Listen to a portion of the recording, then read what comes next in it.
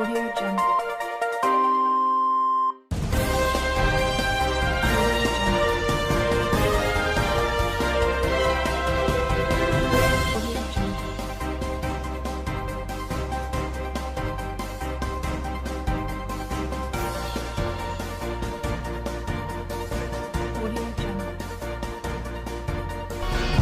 Another edition of Bystanders at Nistens, and Michael is still here on Saturday morning, dishing it out the way it's supposed to be.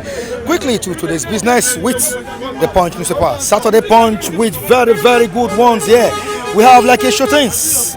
NSAS protesters ask panel to summon Sanwo-Olu, Fashola others. NSAS protesters ask panel to summon Sanwo-Olu, Fashola others. On to the next one. I will break Plev, says Joshua. We have an entertainment one here. The sport. I will break Plev, says Joshua. The major headline written boldly on the front page of the Punch newspaper. ICC probes military. Boko Haram for war crimes, murder orders. ICC probes military. Boko Haram for war crimes, murder orders. We have the rider here. Says security forces attack civilians, recruit underage soldiers. Other stories on the front page of this journal. Give victims justice. AI, that's AI orders tell international court. Borno governor reveals 3 terrorist hideouts, insists mercenaries needed to defeat insurgents.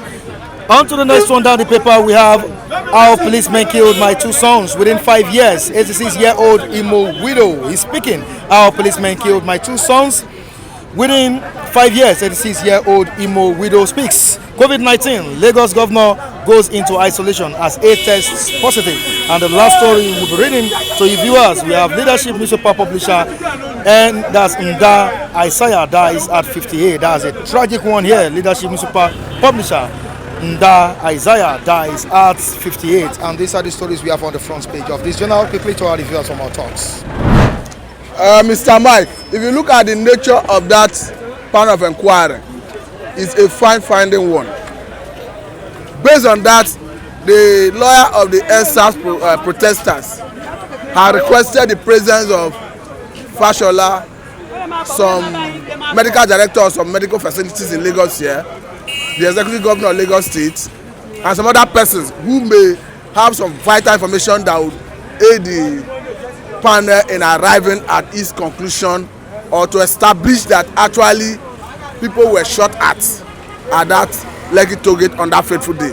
I think that best informed the reason the lawyer of the NSAS protesters requested for the presence of those persons to be summoned to come and avail the panel of the information they have that is privy to them. But having said that, I think it will be honourable for any of them if the summon is extended to them to come and explain the role or what they know about the shooting. Because particularly like the governor of Lagos State, there's allegation that he ordered the military to come and shoot that day. The army have said he invited them. Though personally, I do not share the position of the army because I do not know the section of the constitution where the governor derived power to control a GOC. I don't know where the governor get the power, because from all we know, the president is the one that had the mandate, the constitutional power to command and control the military. But having said that, it is good that the governor should come and explain what he know about it. Then again, I think in one of the occasions where some delegation visited that scene, Fashola discovered a camera. I think it is based on that he's been invited to come and explain the nature of the camera he discovered, and to the extent that camera will help in arriving at a conclusion whether people were shot at or not, or whether whether some forensic analysis have been carried out on that camera to decipher the content of that camera. I think it's on that basis that Fashola has been invited. Then looking at the invitation of some medical directors of some health facilities, don't forget that there is allegation that people who were shot were taken to some health centers. And I've read about somebody who had his leg amputated. The medical report he got indicate that he was shot at that Lekki toll gate. So I think it is on that basis that they are expecting these medical these medical personnel to come and explain what they know, how people were brought to the health facilities.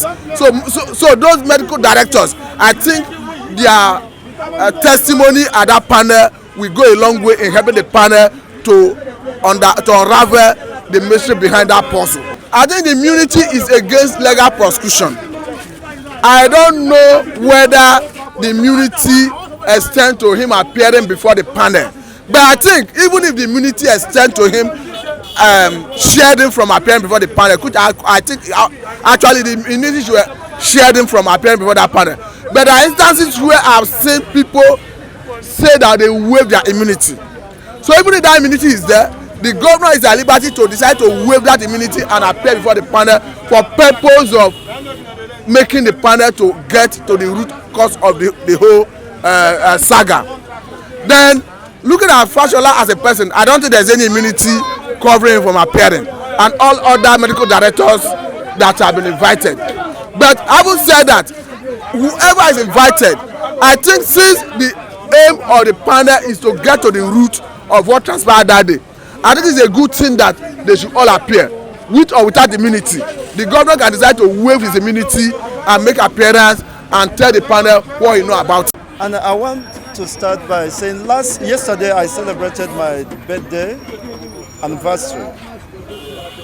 So which probably most of those casualties, victims, probably may have shared the same birthday with me. And unfortunately, they are not alive to mark the next birthday anniversary. So for me, it was a reflective moment. Okay. And having said that, the response of the Nigerian government to this fundamental issue is not encouraging. For over barely how many weeks now, you've not come up with anything substantial. Nobody could be held accountable. Nobody could be held responsible. Nobody could be made to bear the wrath of the law. How could you have wasted the life of this young, vibrant, energetic, resourceful youths just at the mercy of sycophancy? You see, by the way, who is the governor himself compared to the life of these ones? You see, they both have the same life given by God himself, the life to live. Likewise, the governor, he was just privileged to be the governor. Most people could have been better off. They could have opportunities. They could have brighter future than the governor. So you shouldn't hide under the pretense of Immunity, right? immunity to evade justice. To evade justice and to commit crime against humanity. So he should be invited and he should respond to that and give the details, his own part of whatever transpires, whether to exonerate himself or to apologize and of course face the music. Now, you are not around when we discussed the Minor's saga in court, the Abuja High Court yesterday. The man scored. Of course, this is not the first time we'll be seeing this kind of drama in Nigeria. It happened to Dino Milaye, Olisametu, Konde, and others that I can't even remember for now. Now, why are they fond of using this excuse to evade justice? Thank you, Mr. Mike. The reason is that Nigeria is a zoo. I know before this time you may not have agreed with Nnamdi Kanu that Nigeria is a zoo. All this drama could only happen in a confinement where you see different animals without a sense of reasoning. You see, most people, Menai is falling and collapsing or whatever, pretending to be that.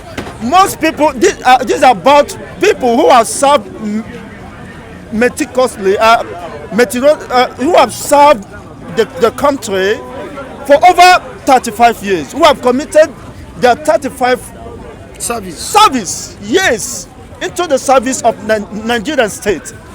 and you just embezzled, you took away what should be given to them. 2 billion naira. Sorry, it's $2 billion. $2 billion, imagine. And most of them have... 2 billion naira, right? Sorry. Most of them have died. Most of them could not fix their immediate needs. And their families are now in... As if there was no plan. They were just hoping on these gratuities and pensions, only to be denied of their hard-earned money. It's just like cutting their life short. And those people have been crying to God. That's why Nigeria will never be better, because those injustices had not been addressed. Look at I met one of them, and his child was sent out of the school. He probably could have established something that will be fetching him or her money to cater for his student and his old age. These people has used their life, and look at it's just ending in drama show. So I think there is no justice. You cannot get justice in Nigeria. At the end of the day, look at how long has this been spread, this cost of justice. Since Jonathan's time, it's over 6 years now, or barely 6 years. That shows justice denied. This is a systematic and deliberate way in order to foster justice and to distract people. So it's more or less, we are not interested in this. The justice, if Nigeria must get it right, we must rejig our justice system. It is not in the favor of the masses. It is always placed in favor of the looters. And the more loot, the more opportunity you have to loot, the more you are celebrated. Both his sides. Yeah. Of course, they have been indicted in this, and nothing has been done. I say barely 6 years or more. Nothing has been done. No justice has been done. They have not been able to repatriate those money or account for it. If at all they were able to get those money, it will also end up in the wrong hands. The so-called EFCC and the ICPC, whatever, the money they have been able to recover from the looters, were they able to account for it? What is the effect of those money? Were they able to reinvest those money so that it can affect the Nigerian masses? The big question and answer is no. So it's more or less whether they recover it or it still remain in the hands of the looters. Okay. There is no difference. All right, thank you so much. You know, this thing is just matter of understanding.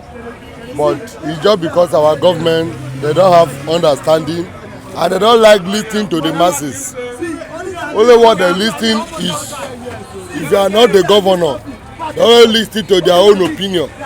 I tell you before, forget, when it comes to that seat of governor or a representative among Nigeria government, all of them work with one voice. You understand? They are the same thing. I told you before that Sanwo-Olu that formed a panel, this panel will never work against him. You know why? Because he's the governor paying them. You understand? They are paying those people. So how do you think that the panel will work against him? That is why I said before that this thing, what we need now is action, either to attack them again. Let them know that we are not joking. Because all of both Buhari, the Sanwo-Olu, as a governor of Lagos State, they look at it as a child's play. That's why they can talk whatever they like, they can do anything they like. Because that time when Fashola went there, you see Fashola, you see Sanwo-Olu, you see Tinubu, Buhari, all those people. Assuming this panel was formed by international community, I will know that something will come out. But this one formed by the same governor of the state. Okay, nothing is coming out for there. I have said it before. They will politicize it. Nothing good will come out. Okay, when last have you listened to the panel again? Who are they inviting again? They invite the army say what they want to say. Have you heard anything? They invite many people that involved in it only what we hear army say we go there we shoot we did not shoot we shoot black bullet we shoot oga that one nothing will come out let the youth take it upon themselves oga in this country see Nigeria anytime you go to newspaper no good thing will come out you no go hear any better thing. Buhari is in Abuja he cannot go to National Assembly but now he don run go back to him village maybe na there he no go come back we no know if he like may he remain there because even the way he dey for Abuja nothing change nothing move Nigeria remain worst decaying nation among the whole country na wetin I had to tell Buhari be that he no fit rule Nigeria. The saga that happened during the EndSARS period, and we still have protesters coming out en masse to say no to bad governance. This time around, they've demanded for the governor of Lagos State, Fashola, and others to be summoned. Thank you, and happy weekend to all our esteemed viewers. What happened with Mr. Mike Adekunle? We always say that the executive governor of Lagos State cannot set aside his immunity. He has immunity. So that alone, he has been what? So excluded. So except if he can waive it. Except if he is willing to waive it. But constitutionally, he cannot appear before the panel. Except if he is willing to like waive the immunity to appear before the panel. Just like everybody know.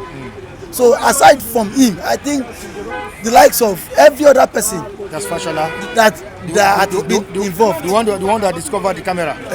Is the what LAPD of Nigeria. No, I think if he wants to waive his own immunity, but I think at this point he cannot waive that because I think he does not want to stoop so low to appear before the panel that is being set up by himself. He set up the panel himself. Just like what Sunday said, he said he sets the panel up and he doesn't think the panel will work against him. The panel will not work against him now. Just like everybody has known. Everybody has known from the onset that panel has always been what? A kangaroo panel.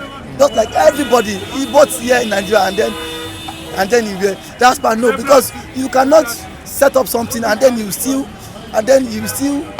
same thing will still come out and then haunt you. It is impossible. Now, what the panel said that okay, fine, military men invited, Lagos State government invited them now, and then still as the panel even invited him, even if he has what immunity, why don't you still give it a trial and see if he will waive immunity?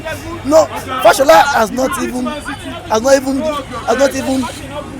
be told for him to appear before the panel. So sir, I don't think this panel, if he truly wants justice, those that make up this panel should not be there. I see the minister, I see the commissioner of youth in this Lagos State also being part of the panel. Now, what do you think can be done to remove the protesters from the streets?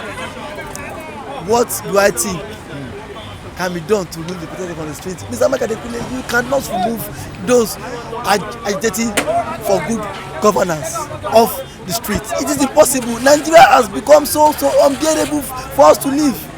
See what our youth are now doing now. Our youth are now getting married to old women, foreign women abroad, just to go there, just to leave this country, just to survive. Now, getting married to, as of yesterday now, I read a story. A guy from Kano got married to 74 years old woman. The woman flew down from all the way from the US just to tie the knot with this young man.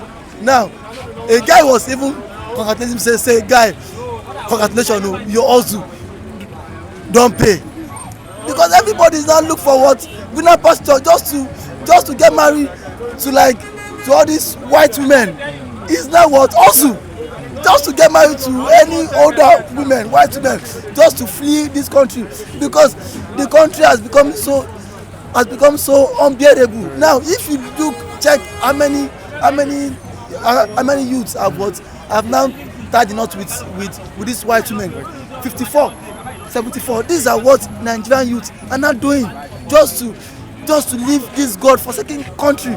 All right, David, thank you so much for your contribution. Very, very, very good one from you. All right. Hello. Audio Jungle.